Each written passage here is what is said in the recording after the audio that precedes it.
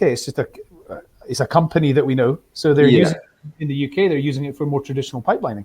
Yeah. But not the other things. So they both need to start benefiting from what each other's doing. Global consistency.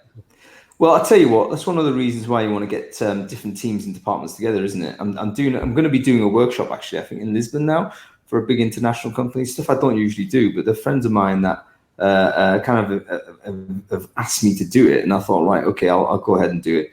And one of the major issues they've got is a geographically disparate team. Universal challenges, but also local problems as well, local implemented solutions to those problems.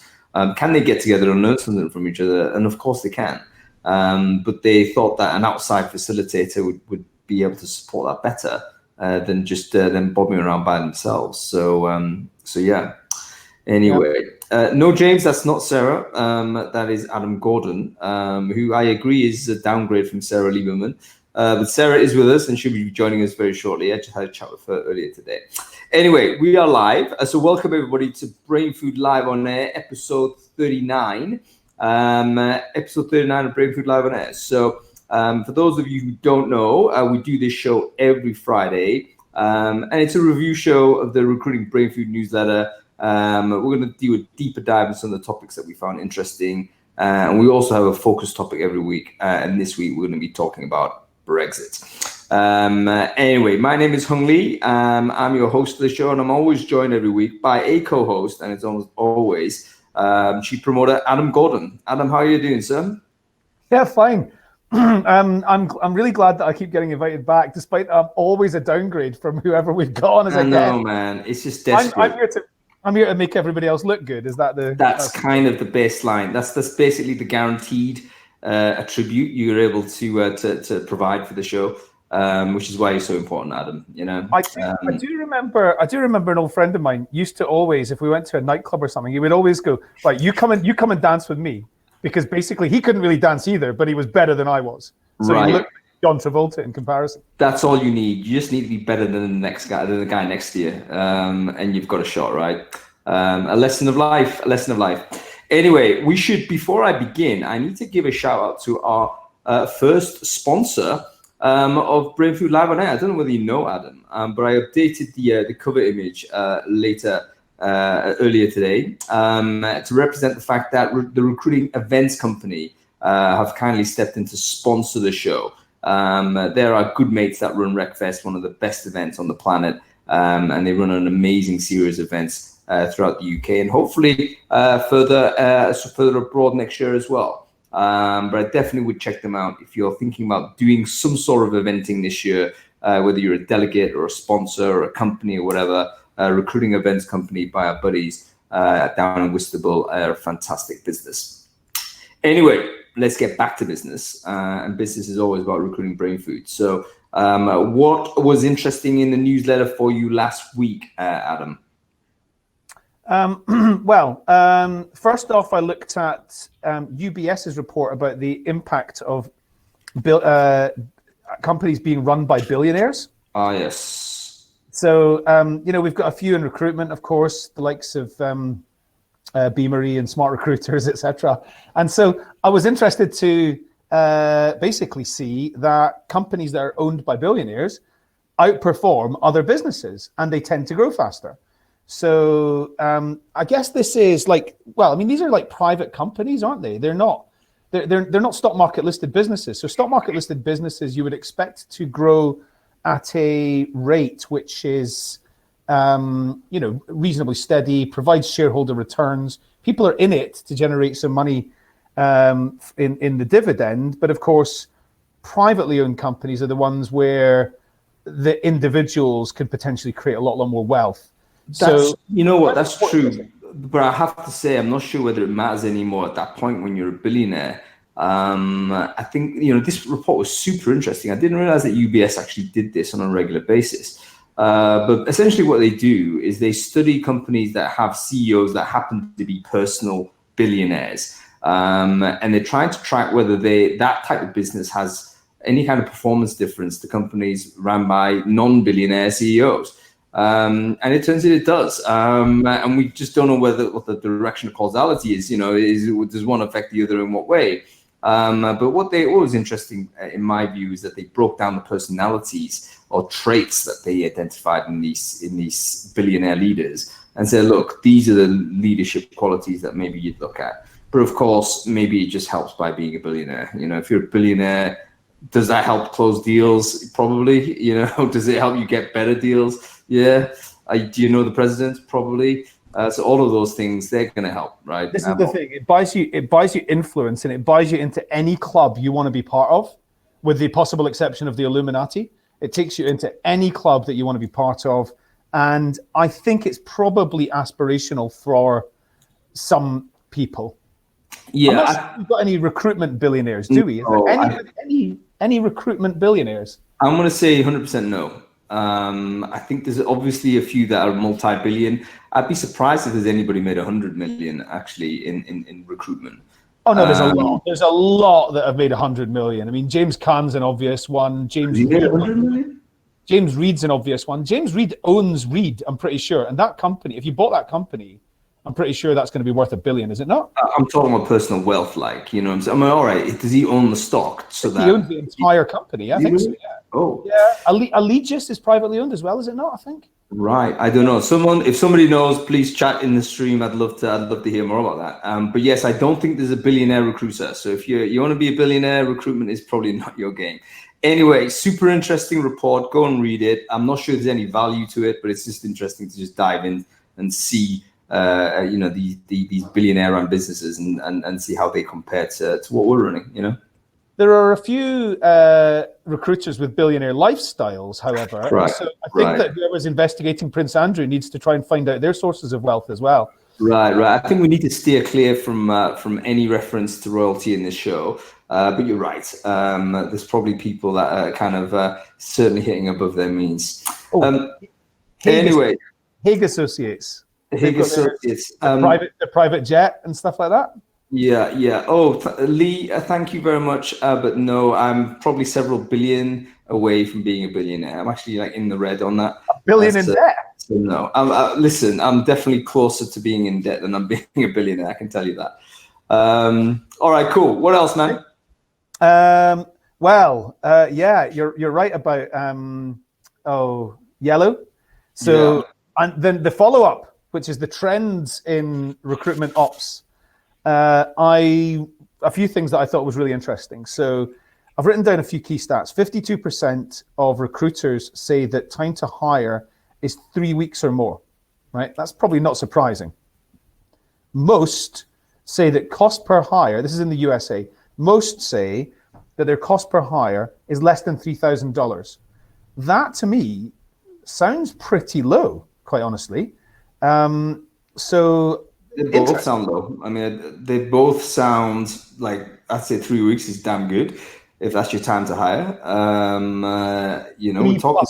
It was 3 plus weeks.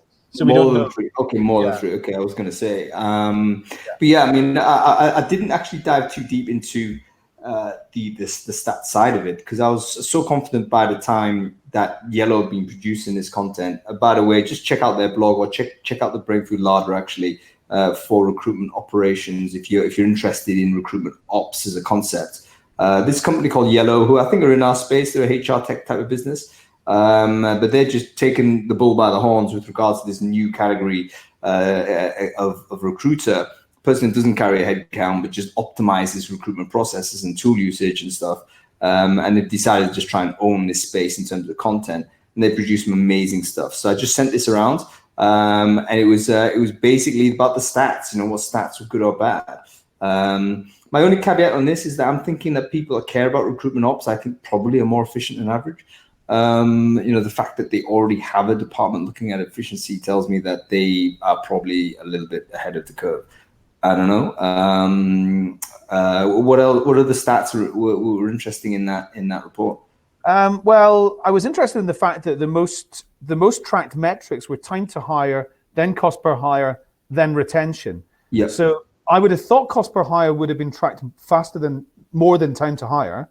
So I was interested to know it was the other way around, but also not surprised to see that on that top 3 list was not quality of hire. Yeah, and of course not. Quality of hire really today should be one of the top three. You can't though. I mean, I think retention is probably a proxy for quality. I think it's one of the hot. It's not. I know it's not a good match, but it's probably one of those things that people struggle to measure, which is why they don't. It's like we only measure the things that are easy to measure, which is part of the problem with metrics, to be honest with you. Because there's a bunch of stuff that really does impact productivity, value, business, etc. We can't put a number on it, therefore we think, let's not put that in a metric. I think quality of hire is definitely one of those. So I remember meeting the CEO of a very, very big UK headquartered retail company, a global business, who told me a couple of years ago, she said that she wanted, from what we were doing with that company, all she was interested in was quality of hire. How are we going to measure that for her? And I said, I find that quite a difficult one to answer. I mean, she gave me 10 minutes. I had 10 minutes in her diary. There was a 10-minute meeting. And so that was the first question, and I failed. So I don't think I lasted 10. I think it was about 7 minutes. But anyway, she said, okay, my way of measuring that is about time to performance. If a store manager is at performance in 3 months, they are a good quality. They're on par with what I would expect. If they're not performing at 3 months, they are behind schedule. If they're performing faster than 3 months, they're ahead of schedule. And that was her definition. I think that's pretty good. I mean, it's pretty arbitrary, why 3 months? Probably matches with probation, I guess. But the fact that she has it in her mind, at least she's got some sort of framework for it, which, credit to her. A lot of people don't have that. It's very tough to measure. I think there's all kinds of problems with it when you dig deeper as well. It could be he or she's a good hire, but there's a circumstance within the team, that changes. There's a personal relationship that doesn't work. It's got nothing to do with the quality of the person coming in. Your managerial changes, business can take a turn. Lots of things can go in there and really shake it up, which makes, I think, this quite amorphous. So yeah, I think it is something we would, ideal world, we'd love to track this, but I totally understand why most companies don't. It's not to say it's not acceptable. It's just that, hey, this is one of the hard ones in recruitment, I think. Yeah, absolutely. Okay. So the article, which was entitled something like Monzo won't hire staff turnover. Yes. Wasn't quite what it was all about. However, it's well known within, it's very, very well known within a fast-growing startup that whoever the head of the department at the end of year one is not going to be the head of the department by the end of year three. Right. And this actually annoyed me a little bit. I was in two minds whether I was going to put this into the newsletter, because I thought it was such a clickbait title that Monzo probably had nothing to do with. It seemed that they two guys just got interviewed. Yahoo kind of produced a bit of copy and thought, right, let's get some clickbait out there. And they put out a headline which says, look, Monzo looking for higher turnover, not lower turnover, which makes Monzo look terrible as a don't give a shit business. But in fact, if you dug a little bit deeper into some of the commentary from the team that was interviewed, they're talking about it's important to offboard people as much as it is to onboard. They're not talking about deliberately pushing people out. They're just recognizing that when you're in hypergrowth, which Monzo definitely are, people's roles are going to change faster than the people are able to change. In which case, it makes sense to transition out, and you've got to actually plan for that rather than hang on with retention as the only measure that of good management. Everyone has been in a circumstance. I've been in a circumstance where actually hanging on to a person too long was the worst bit of management you've ever done, because it's not good for that person, definitely not good for you at the team. It's just literally failure to make a decision. So I definitely think people should read that post. I don't think it's well written, but it kind of makes you think a little bit. Firstly, let's get beyond the headline and look into the content. Vital we do that as citizens and consumers these days, in the days of fake news anyway. Secondly, it raises a very valuable point, like how do you think about transitioning people out when tenure may not be particularly long? We looked at retention as being a metric for quality of hire, as a proxy for quality of hire in the earlier earlier piece there. And obviously that breaks down when you're looking at hyper growth businesses, because it could be a brilliant performer doesn't stay longer than 9 months. Job is done. This is like literally different company in that period of time. So lots to think about in that post. Yep. So the next one is you've always been a big friend of the gig workers, platform workers. Yep. Platform workers has a double meaning when you're talking about Pornhub. And unfortunately, they all got, what's the right word to use for Pornhub workers? They basically, PayPal withdrew from Pornhub, allowing payment through that channel. Right. I think a really important issue because it's effectively, I think I called it financial deplatforming. And it's actually really significant because PayPal is the dominant way in which money is being made by a lot of people on these types of platforms. Bear in mind, this is not like Uber or Upwork or whatever, where the platform itself manages the payments. The platforms use a third-party service to deal with payments, and that's what Pornhub does. It doesn't have its own payment system. So you have all of these content producers that are on there, hundreds, maybe thousands of people who make a living on this, and suddenly, boom, they no longer can do so because they can't accept payments anymore. That's a desperate problem, I think, because that was a sudden move by PayPal. Why they made their move, I think, is because of brand association, maybe. They maybe felt pressure in a certain way or whatever, and they just pulled it. And the result is you've got a bunch of these people that might be depending on this income, literally have to then default to other types of payment systems that the consumer base is not used to, the user base is not used to. So I think it's a major issue. I'm very pro protecting the rights of every worker, including workers that we might have moral opinions against. It doesn't matter whether you've got a moral opinion. If it's legal, it should be good to go, and people should be provided with the services there, and they shouldn't be deplatformed in this way. So I'd recommend you read the Vice article. I don't know whether there's a workaround. I just think it's just a terrible scenario, really, where people have kind of lost the opportunity to do anything there. But yeah, thumbs down for PayPal for pulling it without notice like that. Yeah. Okay. Two more. The first one is about pointless work meetings. Yeah. I spent 3 years working with companies, evaluating the way that they communicate with each other internally and helping them to get better at it. And I've never seen any changes really happen since 10, 12 years ago when I was doing that. There are so many meetings that are pointless. I get dragged into meetings, not inside my business, but I get dragged into loads of other companies' meetings that end up not really with much being actually happening. We don't do. I've almost set a rule in here. I've said it's not an exact rule, but please, let's try and not have meetings that are more than 30 minutes. Let's try not to have, and my calendar is full of 30-minute meetings. I don't really do anything that's much beyond that, except for recruiting Brainfood. I'm sucking in your management time. I do apologize, Adam.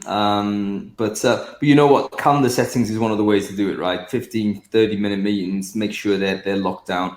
And we all have this, I think we all agree that we have too many meetings, but then the question is, why do we have them when we all agree they're terrible? And also, why is the frequency of these meetings seemingly increasing, which is what this post is all about. And what was super interesting about this post is that they really took a sociological view in it and said, actually, the reason why meetings are increasing is because there's a social value to doing this that is not recognized. It's a subterranean motivation for doing it, but nothing to do with the business logic, but that's the primary purpose. And that's why the title of the post is, it's a form of therapy. A bunch of people just want to feel better about themselves. Let's have a meeting about it. There's no real business value other than the social, but the social value could be immense. But people want to do it. They want to look as if they're busy. They want to feel. They want to feel as if they have got a purpose. Maybe that's more so than what they do. Right. Which I know everybody can create more purpose in what they do, but just having more meetings doesn't do it. So it's like a feeling of necessity as well. I think interestingly, with the fact that I probably do more meetings than I've ever done. I definitely do, in fact. But as I say, the amount of time that I spend in them is considerably reduced, and there has to be objectives at the end, which are, this is what's going to happen, and also at the beginning, this is what we're discussing. So never any meeting that's a catch up. That doesn't count. It's not a meeting. It's a different thing. And actually, there's some good how to have a good meeting type content that's out there on the internet. And yeah, I would just point people to the Brainfood Larder again. We've shared a few of those things in the newsletter over the last several months. Because I'm generally anti-meeting anyway, and I think most people are, so we've got to do something about it. But anyway, have a read of that post. It was really good. Okay, what else, Adam, before we actually get on to the topic at hand? Very last one was, I was really, really interested to see where the world's software engineers live. Yeah, what a great post that was. Yeah, let me read the numbers of the top four. So in top place, the USA, which I wasn't surprised about, but 651,000. What I was surprised about was how many more there are in the USA compared to other countries. So the next was China with less than a third, with like 25% maybe, 183,000. Mm-hmm. And then India with 168,000. I mean, I wouldn't have been surprised if USA was number 3 out of those 3. Yeah. From what I would have imagined. Number 4, again, gobsmacked, the UK. Yeah. With 109,000. So, find it really interesting to see where they all are. I would have thought there was more in China and especially in India, but the USA, way more. That's probably one of the reasons why software engineering is still really expensive. No, it is, and it's also it's a really good post. It's brilliantly written by an engineer himself, Ben Fredrickson. Recommend everyone check it out, by the way, if you want to do a data-driven blog. That's kind of how you do it. But the reason why the data is a little bit skewed, because there's definitely more developers in India than there is in the USA, I would say. We pump out 1 million grads a year in comp sci, for instance. Or something like that, a huge number. But the reason why it's skewed is basically GitHub. The data is being pulled from users of GitHub. I think there's something like 30 million people on GitHub right now, and the vast majority of them are in the US, and the vast majority of them are the type of developer that works for, tech startup type businesses. But in fact, the majority of developers don't work for those businesses. I think Microsoft, for instance, is still a super popular development stack. Typically, they're not on Git, at least they won't be working on languages that are typically open source. Changing now culturally, of course, but historically that was always the case. And there's loads of other developers that have got nothing to do with the open source community. So by no means a kind of a full lens, but still very interesting, especially if you are recruiting for, that Google, Facebook type of engineer, which tech startups tend to fall in love with. Then those are the people that seem to be distributed very heavily in the US, particularly in San Francisco, actually, by far and away, the leading city as far as the volume of developers that are resident there. So I thought it was a little bit more accurate than now you're making out to me, actually, because I hadn't appreciated the type of people that were on GitHub. I hadn't appreciated that people working on non-open source are less likely to be there. And I think James has said, does it skew it to an Anglophone audience?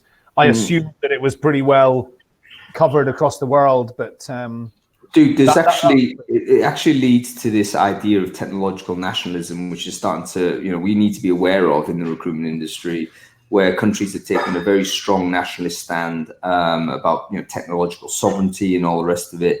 A lot of the time, so-called rogue states have done this, Russia, Iran, China with the Great Firewall. We always thought they were idiots for doing that. But now you've got the states doing the same, starting to ban technology suppliers in their supply chain that aren't under their control or influence. You got Macron in Europe saying much the same as well, saying, hey, we need Europe needs its own tech giants. You can't be relying on Facebook, you can't be relying on Google, etc. So GitHub is part of that party. They're a US-based business. There's I think China recently made a move that may have stopped a lot of their developers going on to GitHub.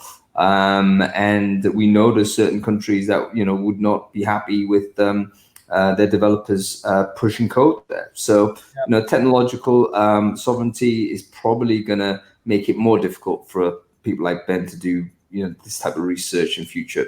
But in truth, there hasn't been any way where there's been any one technology platform that's really ruled them all. We're going to go through a very much a fragmentation of technology, I think, in the next several years. Yeah.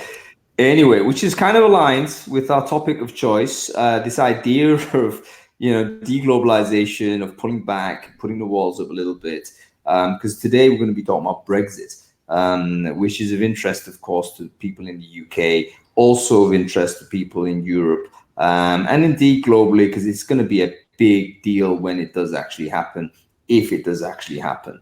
And before we bring Dr. Sarah Lieberman on to help us chat through some of these issues, I just wanted to get your view of it, Adam. I know you've got your own opinion. That you and I are both pretty much politically engaged these days. Who in the UK isn't? But yeah, how do you see Brexit affecting recruitment specifically? I mean, as an industry, as a marketplace, what's your view of it? Well, I mean, I have to say immediately, of course, was never a Brexit supporter. So, let's just get that out there straight away. I think it's already caused problems. And an example of that would be, I spoke to the head of resourcing for one of the major NHS authorities recently, who told me that nurse turnover from nurses from the EU has gone up by 1/3 since the Brexit vote. And in one particular quarter, it went up by 75%. That's people leaving, right? That's people leaving. It went up by 75% in one quarter, which wasn't the first quarter after Brexit, it was the second, actually. Yeah. But overall, it's still up 1/3 nurse turnover from the EU. Now, the other thing that's actually just as bad as that is the pipeline of nurses coming from the EU, that has evaporated. So it's like gone down considerably, and a lot more nurses are coming from very specifically the Philippines, where they've got an amazing program where they've just acknowledged our people is our commodity, and they've done brilliant trade deals with countries all over the world for this, and so it's a really formal program that the Philippines has, which is, I think, a good thing to do. But it has, I mean, that to an extent fills the gap, as well as some people from Australia and other places as well. But the NHS has had to be much more creative and looked a lot further afield as a result of Brexit. Now, the next one would be, of course, around tech, and especially around London, which is unlike most other European countries in particular. We have got one megacity, and we don't have anything else that's anything like it. Whereas if you go to France, Germany, Spain, they've all got a larger number of quite big cities. So we've got one mega sort of city-state that kind of powers the economy. And of course, tech and financial services is the two main industries which are both being badly affected, with companies moving operations, as well as the talent pool not being as strong as it was 3 years ago. I mean, do I think the UK is going to survive as a country? Yes, absolutely. Do I think the UK's got a great future after Brexit? Yes, absolutely. Do I think it's been unnecessary problems, and is it a load of disruption we just didn't need? Yes. Do I think the UK is going to be as powerful and as high GDP as it has been as part of the EU? No. Has London become a mega city because of being part of the EU? Yes. The amount of different workers in the EU. We get the picture, Adam. We get the picture. And to be honest with you, I'm broadly aligned in everything you've said, which anybody who follows me online would kind of be aware of. But yeah, interesting to get your view, and I fully endorse all of those points. It's going to be very interesting to see how we are. UK may not survive long term, who knows? But as a bunch of people on this island, I think everyone's going to be okay. But aren't we kind of just layering on a heap of unnecessary problems? That's going to just absorb a huge amount of time. Anyway, we've got an expert to help us with this because you and I can chat till the cows come home. But let's get Dr. Sarah Lieberman on the line here, and maybe she can help us think through some of this stuff. Hello. And there she is. How are you doing, Sarah? I'm very well, thank you. How are you? Great, I'm very well. Great to see you. Good to see you too. Sarah, for the people who don't know you, I just wondered whether you could just quickly introduce yourself and what do you do? I'm a senior lecturer at Canterbury Christ Church University in Canterbury in Kent. I lecture in politics and international relations. I specialise in European politics. I've done quite a lot of work with the recruitment sector with the recruitment events company that you mentioned before, based in Whitstable. So local knowledge. I've come into the recruitment industry through that. I teach on international security, European politics, British politics, the World Trade Organization. So I have a set of skills that for a very long time people didn't find particularly interesting. Strangely, I found people backing away from me slowly in pubs when I started ranting about the EU and WTO regulations and the lack of a British written constitution. And now suddenly people are interested. So it's an exciting time for me. Yes. I was about to say, I mean, it's hard to have a good Brexit, right? But I think, you know, in a someone who specializes in this type of field, Yeah. I think it's like people are making hay. So, you know, well done at least in you know, having a different angle on it. And thank you for joining the show. Loads of people have signed up here purely to listen to you, specifically answer questions. So I've been collecting questions from the Brainfood community over the last week. So some of them hyper specific. But let me throw a few questions to you that are more general, and then get your take on it. So recruitment industry in specifically. Yeah. What do you see as the kind of the main challenges that the recruitment industry has? Should we carry on our course, which I think the course is to leave the EU, probably on a no deal basis, in my opinion. So if that happens, how does that affect us in this country? You know, when it comes to recruiting talent and all the rest of it. Well, interestingly, I mean, as you say, you know, we could be heading towards a no deal Brexit. At this point, we could also be heading towards Brexit with a deal. Jeremy Corbyn released their manifesto yesterday. The Labour Party's manifesto suggested that they would renegotiate something to look like the deal that Norway has with the European Union. Now, all of those situations would have a really different impact on everyone, but particularly the recruitment industry. Having looked at it for the last few years, I feel that a lot of the damage has already been done. You know, the uncertainty and the risk is what is really unsettling for people. Now, obviously, if we have a no-deal Brexit, there's going to be an immediate effect the following day. Like basically, when we were heading towards Brexit on the 31st of October, you know, the do and die in a ditch, it'll definitely happen day. Priti Patel, the Home Secretary, was saying that from the 1st of November, there would be absolutely no European migration into Britain. So that would have been an immediate effect straight away. Recruiters who had any plans to bring people in from the EU would suddenly be in a completely different position from the position that we've been in since 1973, where workers can work anywhere they want in the European Union.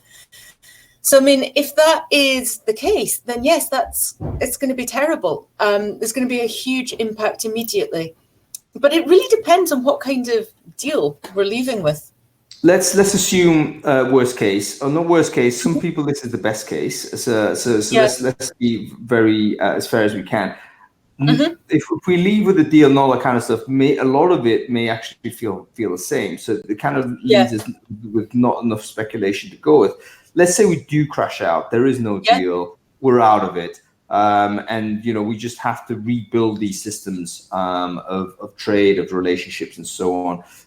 Is there any visibility right now as to what the new immigration plan is going to be, or is that still like to be confirmed, so to speak? That's still very much to be confirmed. I mean, this is something to be looking at the party manifestos in the run-up to the general election.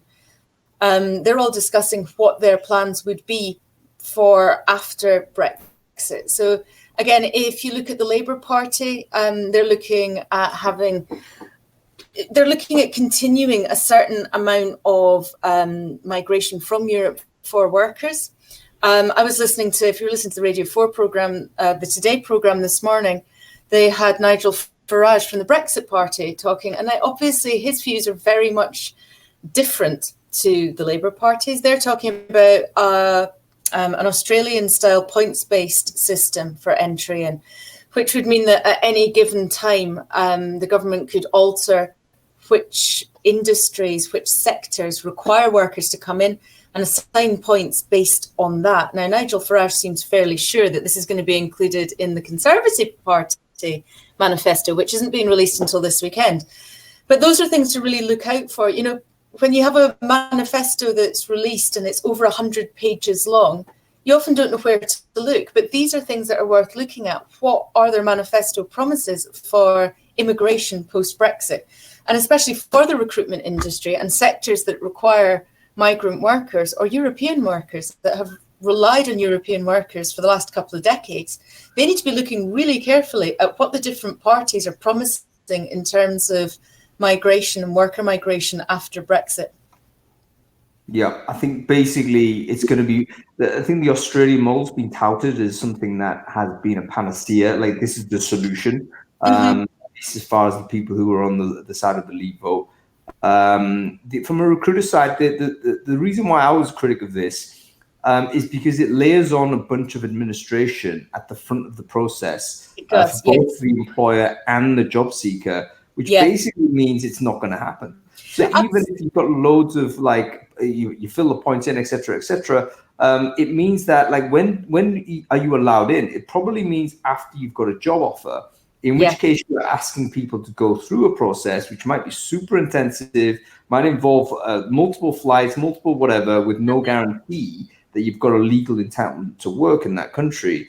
And when you're looking at the highly skilled in-demand people, you know, why would they do that when there's so many other alternatives to look at? They'd only do that if they had near prior reason to come to the UK.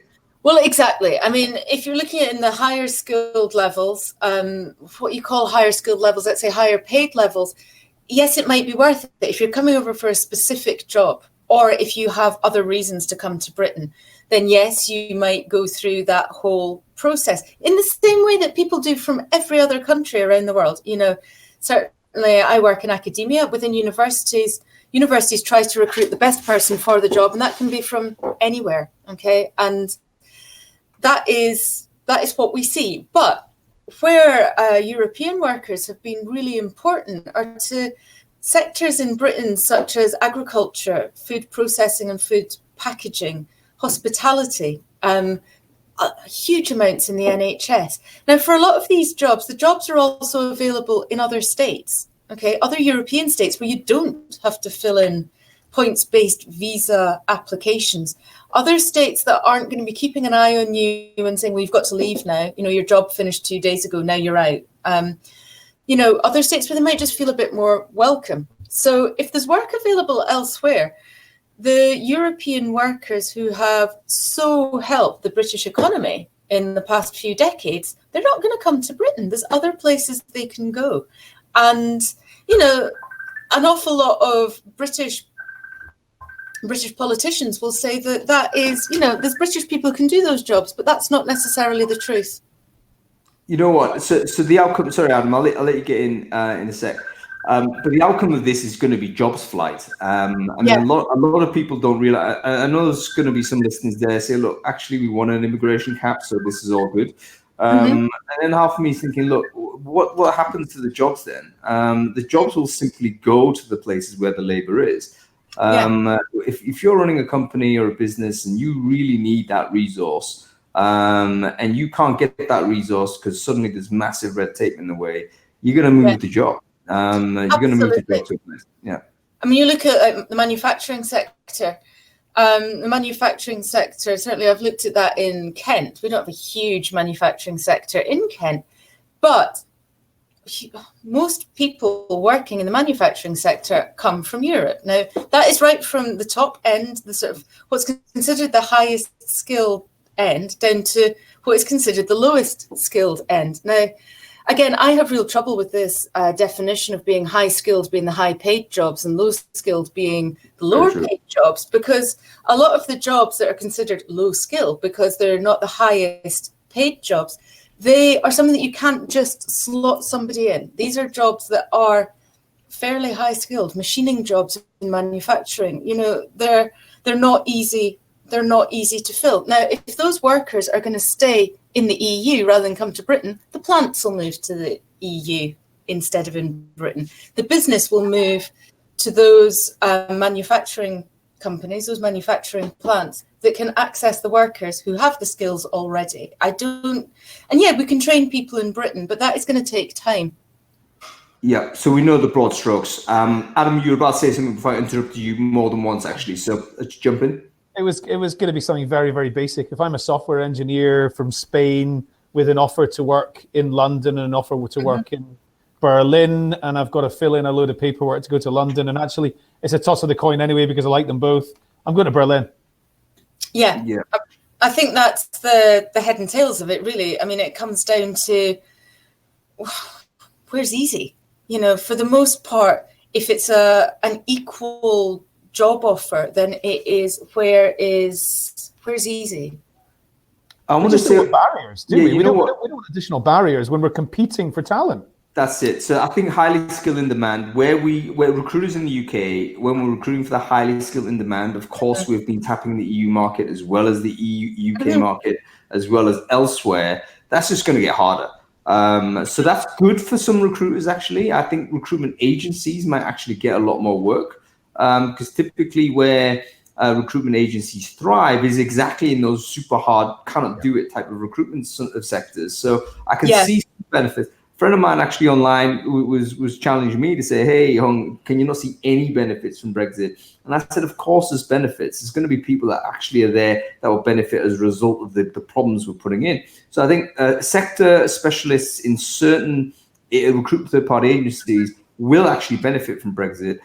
Because it means that the demand for their skill set is going to be higher. But the companies that are doing the employing in the end obviously are not going to benefit because it's going to take them longer to recruit those people. And in the end, they may actually push the jobs into Dublin or anywhere in the EU where they could recruit there. So maybe third-party agencies will get hammered as well. But okay, who else might benefit, do you think, from this, Sarah?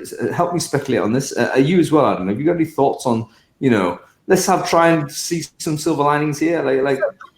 Well, unemployment is down.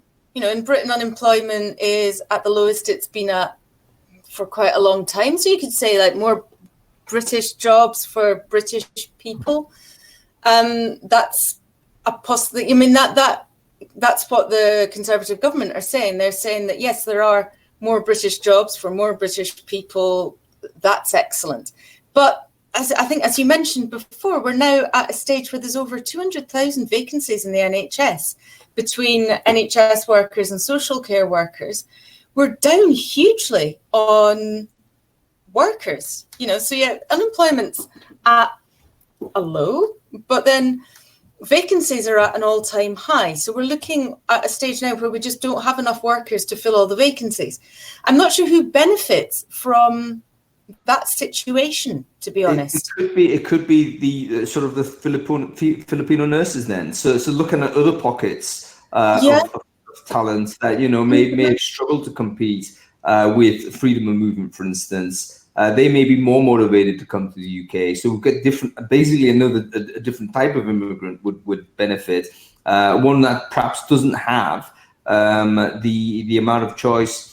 And presumably, if the UK gets desperate as a business, we may end up striking these types of deals with countries like the Philippines, say, which would be a large amount of visas granted, let's say. But the thing is, a large amount of people already come from the Philippines to work in our NHS, and that deal already exists. But you've got to remember, there's always going to be a limited number of people who want to travel that far away from home. Going to work, coming to work in Britain from France, Germany, Spain. You know, you're a hop, skip and jump from home. You know, the amount of people who are willing to move themselves across the whole globe is much less than the people who want to go and work in just a neighboring state where it's easy, where, you know, culturally it's not that different. And it's easy to get home. Remember, we're talking about human beings here as well, individuals within that. So while we might get more nurses coming from the Philippines, we also might not, because we might be at a stage where all the nurses from the Philippines who want to work in Britain are already working in Britain. They are not being prevented from coming to Britain because of European workers. Right, but they may get more demand for that, and therefore I think more people might come. I actually think that they will, because, you know, just drawing from my own background as an East Asian person, you know, my family back in the day made that journey, made that trip. My grandfather first arrived off a boat in the 1950s into the Netherlands. And, you know, that was literally living apart from his wife for 2 years, you know, it was like prepared to do what he needed to do because there was literally no food on the table back home. So I think where there's a high motivation, and unfortunately this often means economic insecurity, whatever it might be in the home country, you'll do what it takes to get there. But it just means that you're going to get a different type of person doing these jobs, but they're still not going to be a UK person. Well, I mean, I think like what we're going to see is a lack of people to fill certain jobs. You know, there's nothing preventing people coming from the Philippines at the moment to take the skilled jobs or even the not so skilled jobs that are on offer. I want to move on to the next point, Sarah, because we've got like a bunch of questions to hammer through. I wonder whether, Adam, before I jump into these, I wonder whether you've got anything you want to say right now. I know you're engaged in the chat stream right now, so maybe you want to continue with that, which is more than good. No, just quickly going back to a point about who benefits from any of this. I mean, there's a short-term boon for removal companies, perhaps. Right. Yeah. There is that. Yeah. You joke, but there's going to be like, you know, people like freight forwarders, customs experts, you know, all the stuff that basically now needs to be done because you've laid on all of this infrastructure probably means there's going to be some sectors that are going to be booming, small bits of bureaucratic parts that actually need staffing up again. You know, there's going to be a sudden boost in visa, you know, employment lawyers and people issuing visas. They're suddenly going to be in hugely high demand. We're probably going to have to recruit some from Europe to help with demand. You know, that's going to happen. That irony will definitely happen. Don't worry about it. Global tax planners. But here's another question, though. So I'm sorry, I know, Hung, we've got quite a lot of questions here, but my question is, do you think the UK is in a better state to make this move than it would have been 20 years ago? And the reason I say that is because we've had a real big move in the last 20 years to becoming much more of a knowledge-based economy. So there's a lot less people making things. There's a lot less large volumes of humans required for different things than there were 20 years ago. So there's a lot more higher value jobs today. And actually, I wonder if that shift that the UK's made more so faster than a lot of other countries puts us in a better position, a more cushioned position for this. Not really, no, because the EU is based on 4 freedoms, and that's freedom of movement of people, goods, services, and finance. So it's not just freedom of movement of people. You know, this was like at the beginning of the Brexit discussion, you know, there was all this, we'll stop European workers coming in, make sure that there's British jobs for British people. With, you know, and we don't need, you know, we don't need to rely on German cars. We don't need to rely on German goods. We don't need to rely on selling things in Europe. But we forgot what a lot of people seem to forget about was the financial services and other services that we provide in Britain. And the service industry in Britain, as you say, has grown hugely in the last couple of decades. But I wouldn't say that cushions us necessarily in a Brexit situation, because that falls under the same rules and regulations in terms of freedom of movement as people and goods. And the EU has stated over and over again, Brussels has stated that it will not separate those freedoms. So if we won't accept freedom of movement of people, they're not going to accept freedom of movement of services or finance. So that's why you're seeing a lot of the big banks moving over to Europe already. I had a a list somewhere. Where's I'm looking through my bits of paper here. But yeah, you've got the financial sector moving. Morgan Stanley's moved sort of out into Frankfurt, Nomura to Frankfurt, Standard Chartered Frankfurt, JP Morgan to Dublin, Goldman Sachs had a hiring freeze for a long time because they weren't sure where they were going to be moving to. I'm not sure if they've moved yet, but you're looking here at a situation where we're not just talking about manufactured goods and the amount of people that were required to do that. We might not have people down the coal mines and manufacturing things out of steel, but the services and the financial exchange is subject to the same restrictions.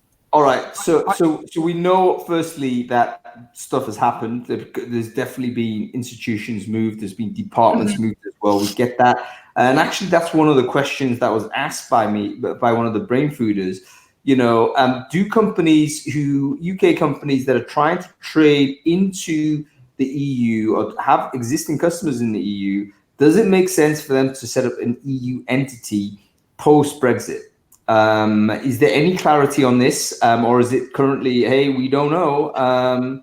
It's currently we don't know. I mean, again, that'll depend on the form of Brexit that we end up with. If it's a no-deal Brexit, then yes, that would make sense. But also, no, it's not going to be so easy to move over into Europe. Why do you say that? Pardon?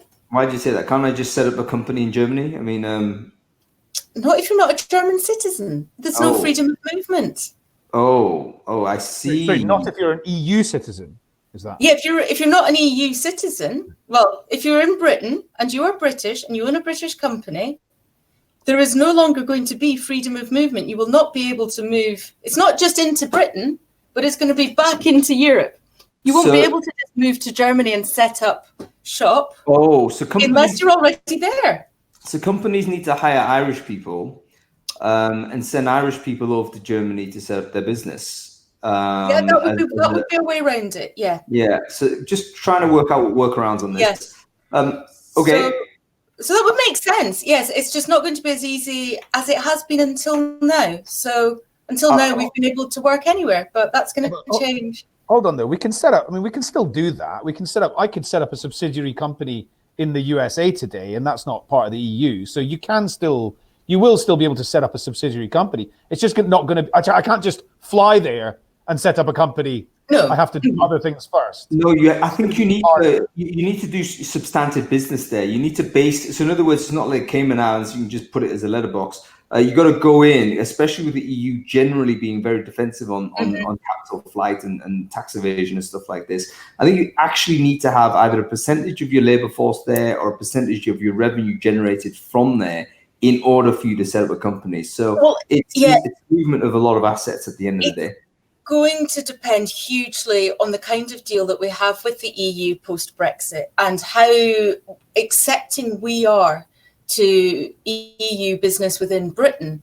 It's likely to be a reciprocal style agreement. So they will be as friendly to British business and British citizens as Britain is to citizens of the EU. Now, whether that's done on a multilateral agreement with the EU or whether it has to be done individually like Britain and Spain, Britain and France, Britain and Germany, that remains to be seen as well. That is all going to depend largely on the post-Brexit agreements. So in a no-deal scenario, it will be bilateral. So it'll just take us a huge amount of time to go country by country to do that.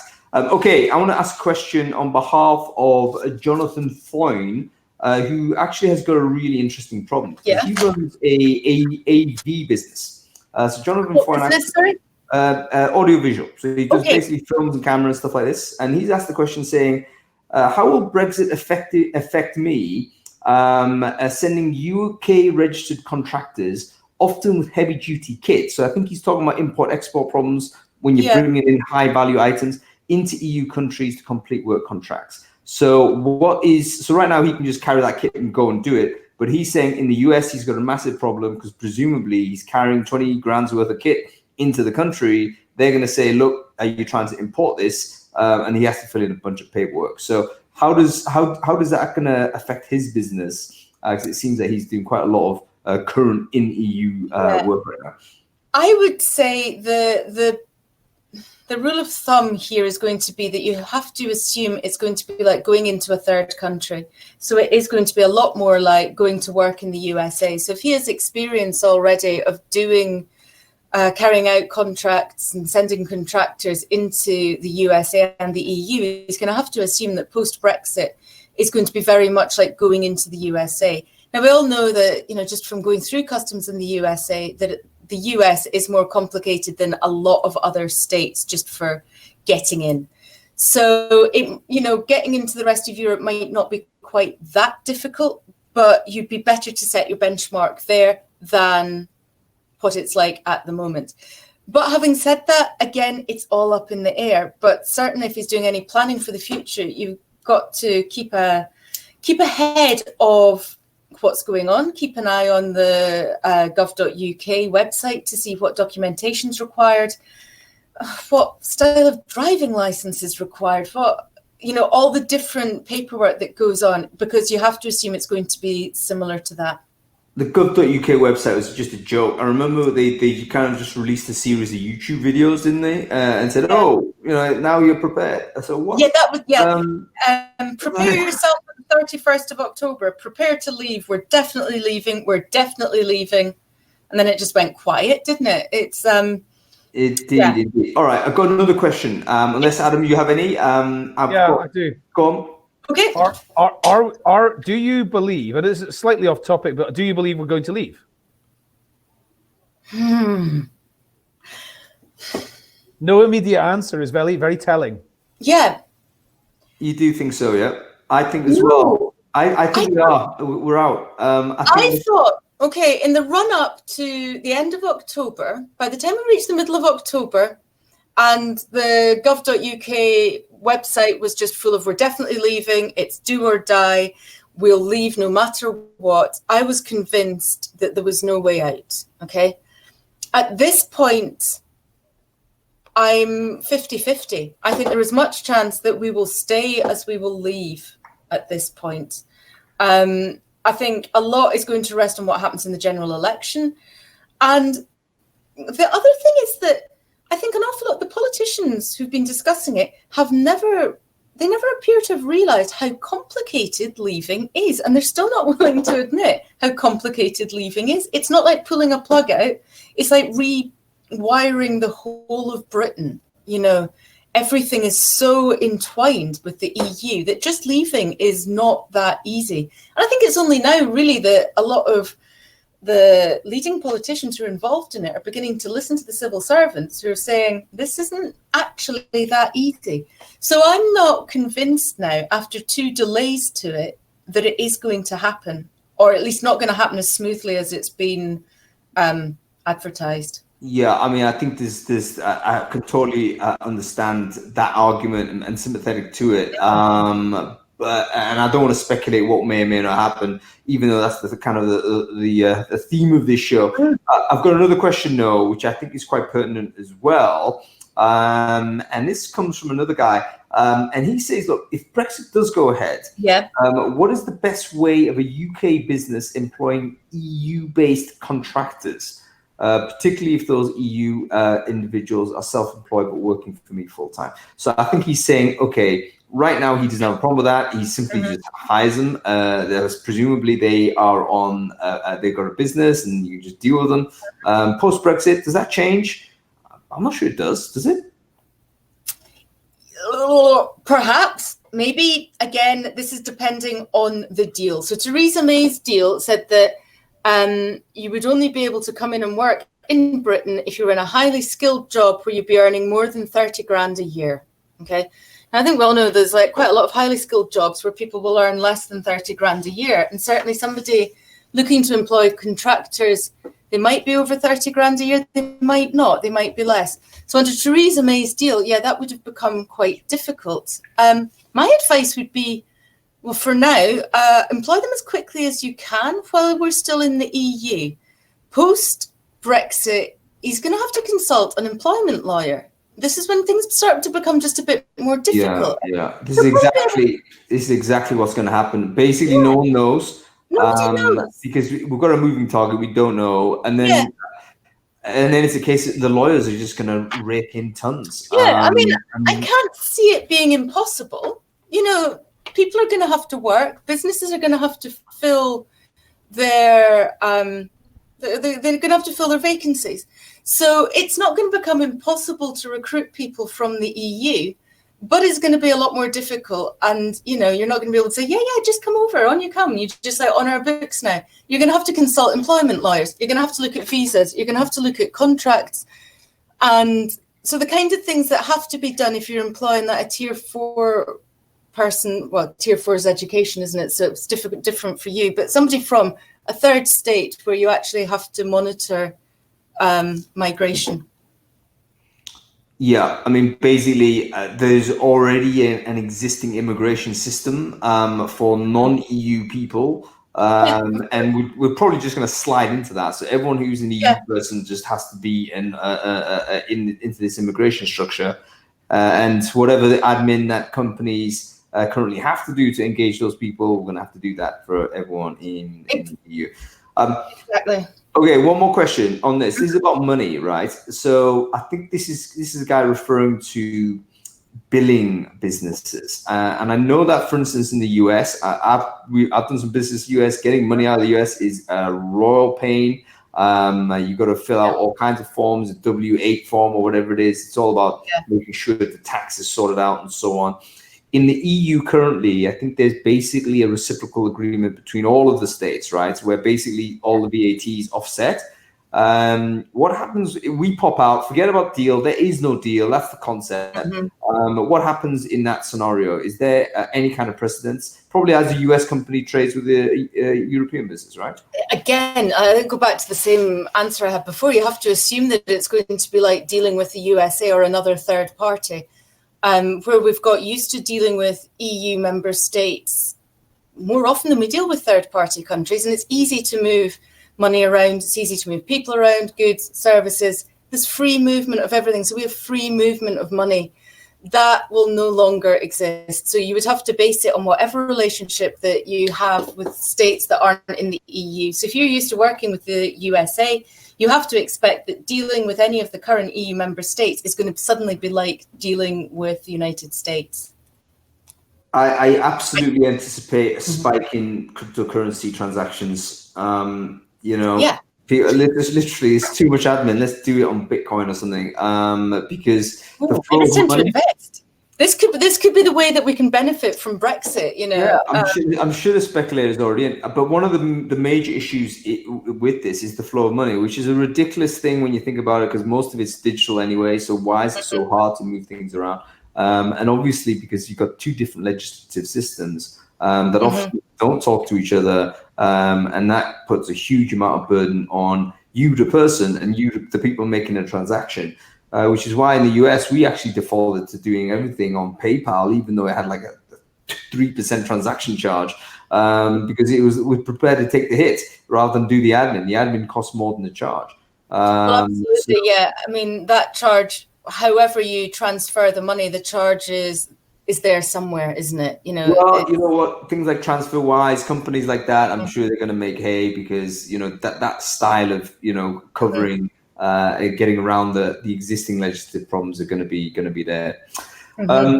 Okay, cool. Well, there's lots of stuff. Brexit can continue. Obviously, we're going to keep an eye on what's going on. There is a general election in the UK. I think the people are kind of aware of that right now. When is it happening? 12th of December, isn't it? 12th of December, yeah. So the manifestos are... Well, Labour released their manifesto yesterday, the Liberal Democrats released their manifesto earlier in the week, and the Conservative one is tipped to be released over the weekend, so I'd assume it's tomorrow. So you just need to keep an eye on that, really, because that's going to say an awful lot about what we could be doing over the next few years. So I seriously hope we get a proper kind of tactical voting tool, which tells you who to vote for based on what you want to happen. Because last time it didn't work, and nobody really got what they wanted. So I hope somebody produces something. I think we're in a situation where at least 50% or something near is not going to get what they want. And this is the crisis we've got. We've basically got this really, really strange scenario where there is no outcome, which is it would unify the country. Well, that's it. I mean, we've just got ourselves into a proper state. We've got ourselves into we're in a situation now where, as you say, 50% of the population is not going to be happy with the Brexit outcome. But the outcomes of Brexit are going to affect everybody. So if we do leave, then everybody is going to be affected in the same way by the increase in difficulty in travel and the increase in difficulty of getting people to come in and work for your company, in trading, in goods, services, in paying people. So the same issues are going to be affecting absolutely everybody, no matter which way you voted on Brexit, no matter which way anybody votes in the general election. We've all got the same issues coming up. So trying to, step aside from the politics side of Brexit, we really just have to look at what might happen next. And unfortunately, at the moment, that is entirely up in the air. Yeah, and I'll leave this with a final point.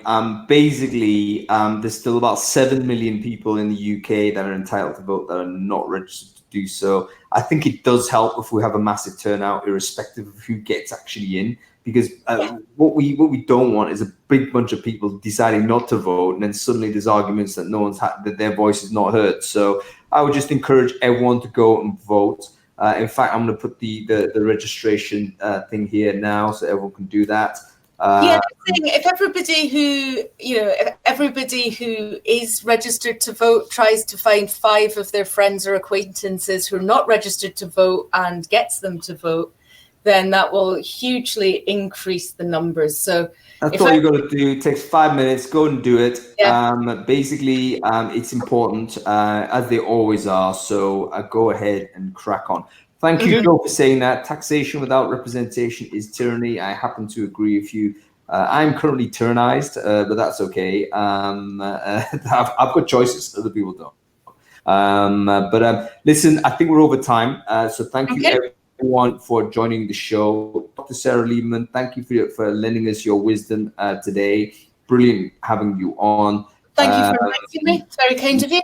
My pleasure, Adam. Great to have you on as ever. Thanks finally again to our sponsors, the Recruitment Events Company. Jamie Leonard, you're rocking with that business. Go ahead and enjoy. Everyone else, thank you for watching. I hope you will join us. I think not next week. I'm going to be in Berlin. So Adam, you might have to do this yourself unless you decide not to.